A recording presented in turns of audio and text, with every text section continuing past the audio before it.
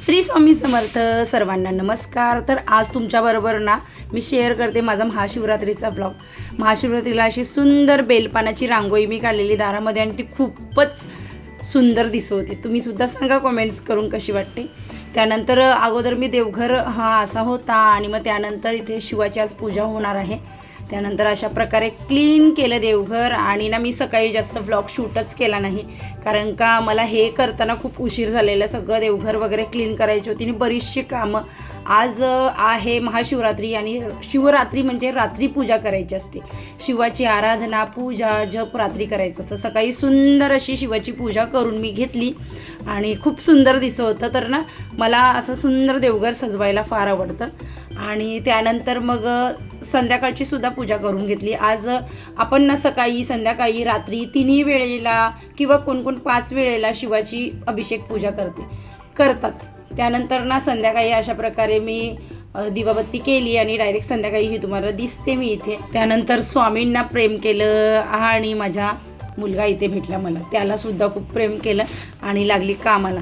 सकाळी बनवलेली खिचडी आणि संध्याकाळी आता काय बनवतो, वरी तांदूळ यांनी आणून ठेवलेले.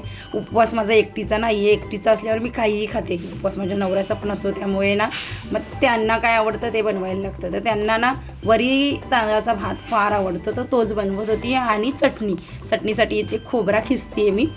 तर हे त्यांचं आवडतं आहे. ते दुपारी पण हे बनवायला सांगतात. मला नाही आवडत जास्त, पण त्यांच्यासाठी बनवते मी. तर संध्याकाळी काय वाटत नाही वरी तांदळाचा भात वगैरे खायला. इथे मी काय करू ती मलाच माहीत नाही कॅमेऱ्याकडे बघून. तर वरी तांदळाचा भात आणि शेंगदाणे खोबऱ्याची चटणी इथे मी बनवायला घेतलेली आणि हे चटणी आणि भात बनवून ते खाल्ला. त्यानंतर मी तुमच्याबरोबर शेअर करते. मी काही दाखवलेलं नाही. छोटे म्हणजे मी शूट करत होते. श्रियालच्या गडबडीच्यामुळे मला काहीच जमत नाही जास्त शेअर करायला.